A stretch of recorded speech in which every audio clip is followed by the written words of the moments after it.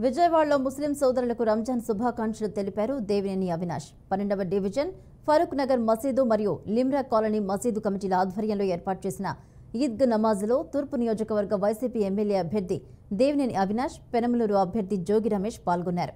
ఈ సందర్భంగా అవినాష్ మాట్లాడుతూ గత 2-3 సంవత్సరాలుగా మీతో కలిసి రంజాన్ వేడుకలలో రంజాన్ ప్రార్థనలో పాల్గొనడం చాలా సంతోషంగా ఉందని అన్నారు.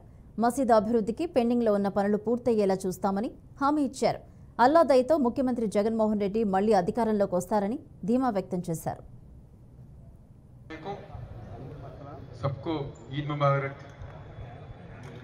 చాలా సంతోషం. ఈరోజు దాదాపుగా 2 సంవత్సరాల నుంచి గారు మీ అందరితో రంజాన్ పండుగ వేడుకల్లో పాల్గొంటాం. అదేవిధంగా మసీదు పరంగా అన్ని విధాలుగా నంది గారు మీ కుటుంబ సభ్యుడిగా దాదాపుగా ఈ 2 ఏదైతే మసీదుకి సంబంధించి కానివ్వండి, అభివృద్ధికి సంబంధించి మసీదు ఒక డెవలప్మెంట్ గురించి ఈరోజు మా వంతుగా అన్ని కార్యక్రమాలు గారు మీకు అందరి గారు చేస్తాం. అదేవిధంగా ఇలా నిజంగా చాలా బాధ వేసింది మా నజీర్ అంకుల్ ఆ విధంగా మాట్లాడతాం.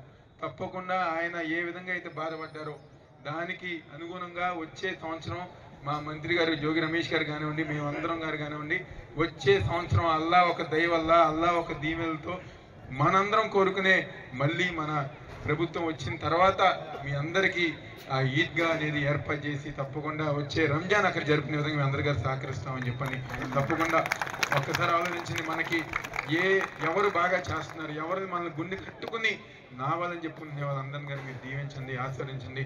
మీ అందరూ ఒక ప్రార్థనలో మమ్మల్ని తలుచుకోండి అని చెప్పని మనస్ఫూర్తిగా కోరుకుంటూ ఈ రంజాన్ మాసం ఇది పవిత్రమైంది.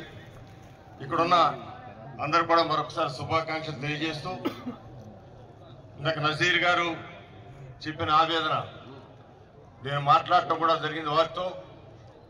వారితో మాట్లాడిన తర్వాత నారా చంద్రబాబు నాయుడు గారి దృష్టికి తీసుకెళ్లగా ఈ యొక్క ఎన్నికల ప్రణాళికలో రాష్ట్రం అంతటా కూడా ఈద్గా స్థలాలు ఇవ్వాలని చెప్పి నిర్ణయం తీసుకోవడం కూడా జరిగింది. ఆ నిర్ణయం ప్రకారం రానున్న రోజుల్లో ఖచ్చితంగా